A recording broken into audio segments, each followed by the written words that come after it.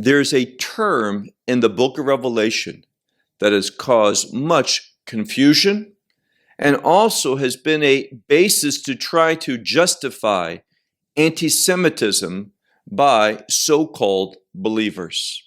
This term appears twice, once in Revelation 2:9 and the second time in Revelation 3:9, in that section that speaks about the 7 congregations of Asia Minor. And the term I'm speaking of is a synagogue of Satan. Now, let me just simply point out a few things. At this time, when John was writing the book of Revelation, we do not see that believers were being persecuted by other Jewish individuals, but rather we see the persecution was from Rome. So it was not Jewish people persecuting Jewish believers and non-Jewish believers, but it was Rome, a Gentile empire that was very opposed to this faith in Israel's Messiah. We see that John wrote these words on an island called Patmos. And what was he doing there? The scripture says he had been exiled there. And who exiled him to that place? Not Israel, but again, the Roman Empire. Now, we need to realize something. The term synagogue, today people hear that and they immediately think of a Jewish house of worship. This is not what one should do. We need to realize that the term synagogue is a Greek term simply meaning to come together. And a synagogue traditionally is simply a place that people gathered like a community center or a town hall. It was only in Israel there were synagogues from the Greek Empire all over Europe and the Middle East and such. But it was only in Israel, primarily on 2 days during the week, on Mondays and Thursdays, which were market days, that the synagogue, which was a community center used for a variety of different purposes. And we see that on Mondays and Thursdays, when the market was going on, at that time, there was an interruption. And those of a religious faith, Judaism, would gather there on Mondays and Thursdays so the Torah could be read, because on Shabbat, not everyone could make it to a place where the Torah was read to hear the reading of the Torah. So we hear synagogue and we immediately think something that's related to the Jewish community. That shows a poor understanding of history.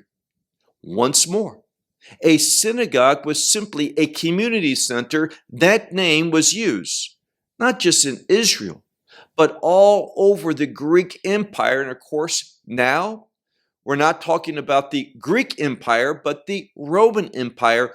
But the term stayed. Why?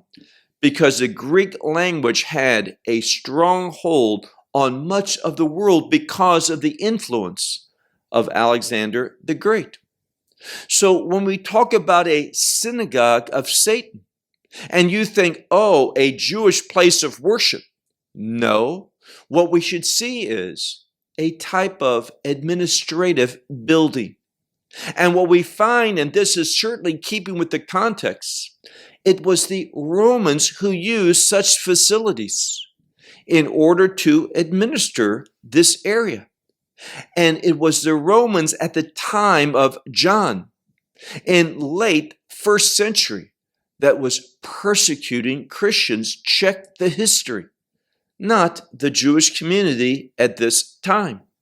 The Jewish community had their own problems because of Roman persecution, not just on Jewish believers and other believers, but on the Jewish people very harshly at this time.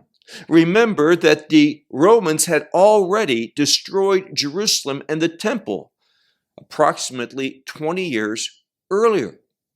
Then we have the term Jew. Now, first of all, it says in both of these passages that they proclaim to be Jewish, but they're not. That says something. Now, many people wrongly interpret it, meaning there's been a replacement. They think they're God's people, but no longer are they. We have replaced them. And therefore, because we have replaced them, we now can persecute them. That's how many people and many of the reformers thought. It is a wrong way of thinking. The term Jew, if you look at it in the book of Genesis, when the child was born who had the name Yehudah, we learned something. This is a term of giving thanks, one of throwing praise and adoration to God. So it's simply saying these individuals that meet in the administrative building, those who are part of the Roman Empire, its leadership locally in places, they were persecuting believers. And because of that, those administrative buildings known as synagogues, but not houses of worship for Jewish people, but governmental offices of Rome. The believers saw that their persecution was not just coming from individuals. Remember, our warfare is spiritual, not against flesh and blood. So they would call these places the Synagogue of Satan. They thought that they were doing service to their God. They thought that they were really praising God by persecuting believers. But this is not the case. So when we look at this phrase that appears, as I said, twice in the Bible, Revelation 2:9 and Revelation 3:9, it is not a statement against Jewish people, but those who think they're serving God, those who think they are giving honor to God by what they're doing, but in actuality, they're not. They're not praisers of God. That's literally what the term Jew means, a praiser of God. These were not praising God. Rather, they were servants of Satan doing his work. And their buildings were called, that gathering place, a synagogue of Satan. So let's be people that do a little research and understand the terms rather than being lazy and just dealing with things on how we think based upon a very limited historical perspective. We need the whole picture, and then we might come away with a very different opinion. Well, I'll close this short message at this time until our next Revelation Short. May God bless you. Shalom from Israel. Well, we hope you will benefit from today's message and share it with others. Please plan to join us each week at this time and on this channel for our broadcast of LoveIsrael.org. Again, to find out more about us, please visit our website, LoveIsrael.org. There you will find articles and numerous other lectures by Baruch. These teachings are in video form. You may download them or watch them in streaming video. Until next week, may the Lord bless you in our Messiah Yeshua, that is Jesus, as you walk with Him. Shalom from Israel.